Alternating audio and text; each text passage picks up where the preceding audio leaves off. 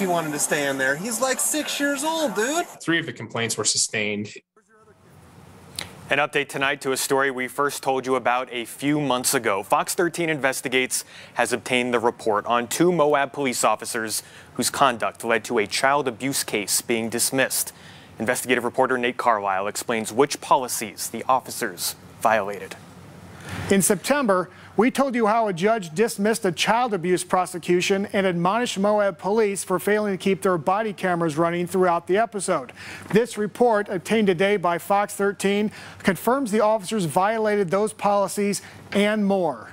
I don't give a he wanted to stay in there. He's like 6 years old, dude. That's Officer Clint Johnson speaking to a father who went into a store to buy groceries. He left his 6-year-old son in a car on a 48-degree night during February of this year. Johnson and another officer, Dan Malone, cited the father for misdemeanor child abuse. After a judge dismissed the case over the officers failing to properly record what happened, defense attorney Happy Morgan filed a complaint. 3 of the complaints were sustained in that both officers failed to activate their body-worn camera per our policy.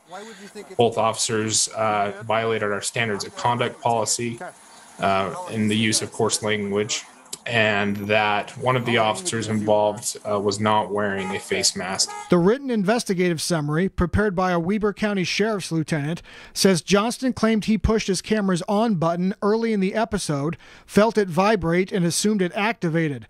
Malone says he just forgot to start his camera. The investigator said an allegation the 2 officers were biased toward the father, a Native American, was unfounded. But has the disciplinary aspect of this been concluded?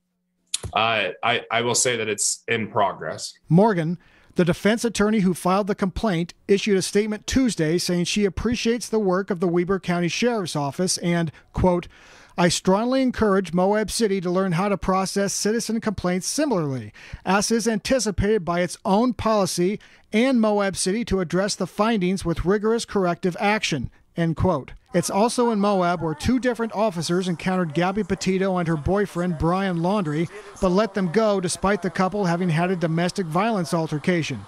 Petito was later strangled in Wyoming.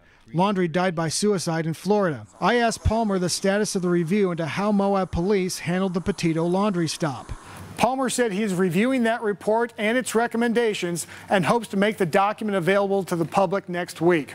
In the studio, Nate Carlisle, Fox 13 News, Utah.